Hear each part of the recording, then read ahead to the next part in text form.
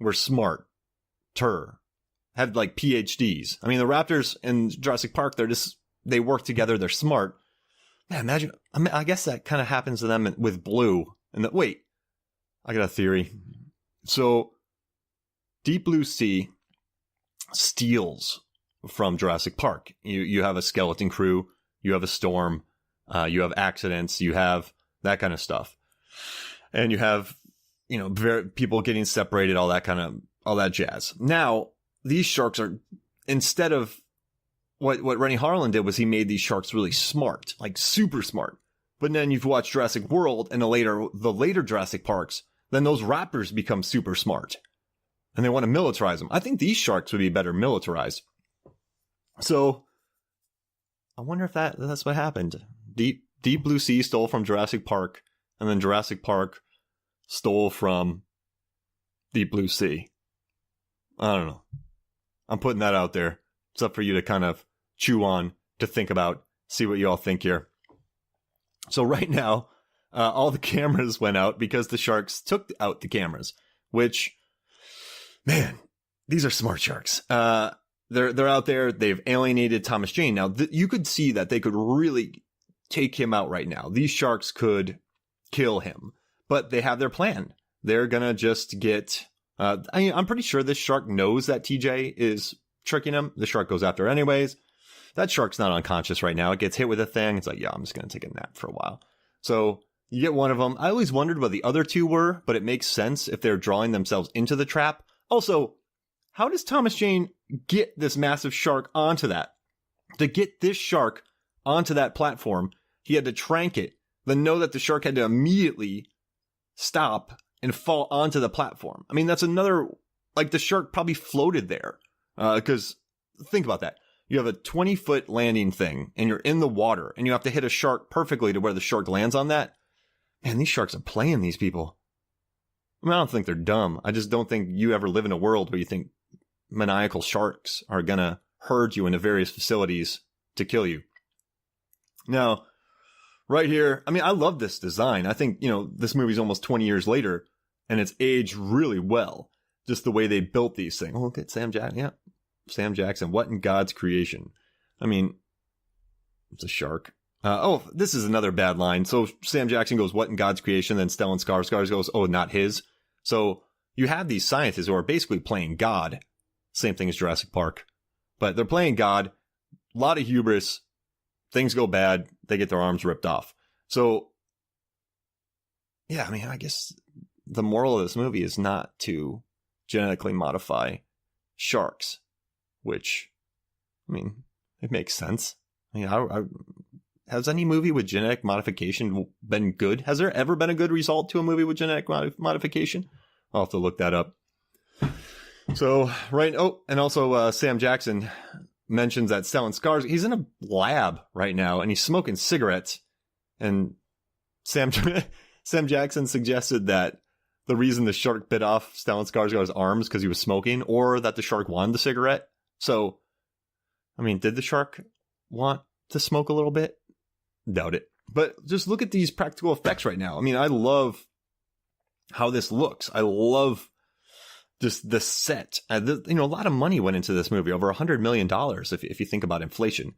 And a lot of people call this the ultimate B movie, and I suppose it is, but much like Brian Raftery of Wired, he said that this movie is the best shark movie ever, because he argued Jaws isn't a movie about sharks. It's really character driven. The shark didn't work. So yeah, it's a horror film, but it's not like a killer shark movie. And you can totally disagree. This is just the case he made. But I dig it. Like, I'm all for saying this is the greatest shark movie in quotations ever made.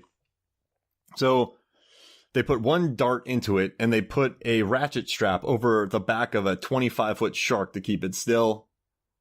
I'm not too sure about that. The shark, I'm pretty sure, is just hanging out right now. Just waiting, playing possum. 25-foot shark playing possum. It's probably a little annoyed that it's getting something stuck into his brain. Sorry. There's this scene where Thomas Jane just puts a bucket on a shark's back and puts some water on it. It's adorable.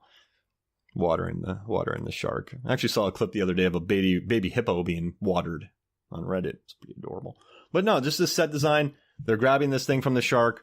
They're looking at computer. This is good computer acting. I got a hackers pod coming up soon, and one of our questions is who's done the best looking at computer and typing. I love Alan Cumming in GoldenEye. I think he crushes that. Actually, Alicia Vikander in the latest Bourne movie, which is really bad, she does some fantastic looking at screen acting. Just nails it. Like, I actually believe she was looking at a screen, which obviously everyone is, but it seems tougher than it is. But this movie features some solid typing, some solid looking. The furrowed brows were good. I dug it. Oh, man. They got the brain serum. This is what it is. It's going to cure Alzheimer's, everybody. Moment of truth. The protein complex. Oh, man. Let's see what happens. I wonder if it's going to work. So, she has this mission completed. This is done. She has the serum, which is quite interesting. So it doesn't make sense that she would allow it to escape, because I think they already have it. But then you wouldn't have the movie. Oh, the protein complex is working. I love in a movie called Deep Blue Sea about sharks hurting people that they're talking about protein complexes. Neurons are becoming hypersomatic. I mean, it's a lot of technical jargon in this. Oh, membrane integrity is improving. Oh man, look at this computer. Like, if you're just listening to your car, I mean, you got every actor in this movie staring at a computer, just doing great work. I mean, just not crushing that. Oh, Michael Rappaport, he has no idea what's going on. Man, if you ever want to teach a thesis in computer screen watching, definitely do this movie. And after this scene, all right, so they're successful. And whenever you watch these movies, what happens after success? Well, bad things happen. Now, I want to kind of talk to you about this scene coming up. You have Stellan Skarsgård, cigarette in his mouth, super stoked, and falling right into the shark's trap. The shark comes over. Oh, there goes the arm. Boom. Shark gets a new cigarette. He loses an arm. So I broke down this scene because I wanted to know how far Skarsgård travels during this. So if you watch in here, he sneaks up about, let's see. So it bites his arm off. He's probably about 20 feet from the freight elevator right now. So let's kind of add that in there, 20 feet. TJ is going to go kill the shark, which he doesn't really have to kill it. There's really no reason to. Wait, I mean, the shark's not going anywhere. So he doesn't have to kill it, which doesn't make sense. So then she doesn't really have to release it because you don't have to kill the shark. But, you know, it's a movie. Was he going to trank it? Why'd she let it go? You're going to kill a lot of people. I guess that's, are you insane? I guess she is. She's like the Dr. Frank. Oh, she is kind of a Dr. Frankenstein. 20th century. All right, so they call the evacs are coming up. She calls them. Right now they're walking. You know, Skarsgård's on the arm, lost an arm, blood's everywhere. It's a good shot. A lot of cranes in this. A lot of cranes in this movie. Techno cranes for sure. Beautiful set. Also during that scene, you'll notice that before that, Sam Jackson wasn't in much of the work because he was golfing, which I kind of love. So the helicopter's coming out. They're flying in. Right now on this elevator, I actually went to a website that told me how fast elevators move. So once they got an elevator, the trip took 30 seconds. According to Stanley Elevators, a stock freight elevator moves on an average speed of 200 feet per minute. The elevator covered 100 feet in its 30-second journey. Next. So right now they're going up in the freight elevator and they're in there for 30 seconds. That's how I got it, that he went up at 100 feet. So he's covered that 20 feet. Now he is being taken out. He's being wheeled out on a stretcher and they're going to attach him to this helicopter. During that elevator, when he looks at where they landed, I actually used that a lot for reference. And that really helped me figure out the size and how many floors were actually in this place. One of these days, I'll have the entire facility mapped out. It'll be totally unnecessary. It's like a human pyramid, according to Mitch Hedberg. So right now, they actually were just sending wave after wave after wave at these actors. And Sam Jackson said, here's the last time that I was dry in this movie. He hated it. He wasn't told that he was going to be silk the whole time. He just wanted to wear a sweater in golf. Rennie Harlan said he loved it. Pretty sure he was being Finnish and sarcastic about it. So this helicopter comes in, and I got to be honest, if you watch a lot like Jaws 2, Jaws 4, helicopters don't do well in sea beast movies. They always get wiped out. Airplanes and Mega Shark versus Giant. It's like they can get you from anywhere. So the moral of the story is just let the people hang out. They just make it worse. Crash. Kill more people. You're not going to save them with a giant angry shark in the water. All right, so here's Skarsgård. They're lifting him up. So this winch, he covered probably about 50 feet going up in the air. He's attached to him because he almost gets to that helicopter. They're lifting it up. And I don't know, whoever built this winch probably needs to get fired because the winch just fails automatically. I mean, if you're in a helicopter, there's probably a lot of rescue as far as Coast Guard is concerned. So probably need a better winch. So this thing breaks down. They're being taken up. Actually, that giant wave that just hit them wasn't supposed to hit them, and a lot of the actors got hurt. They said they bonded through pain, which I kind of love. So here's the helicopter going up. He's trying to, I don't know why. He's like, too much weight. Skarsgård's heavy. So they're trying to pull the thing up. The winch stops working, of course, which movie trope 101, but I still kind of love. So,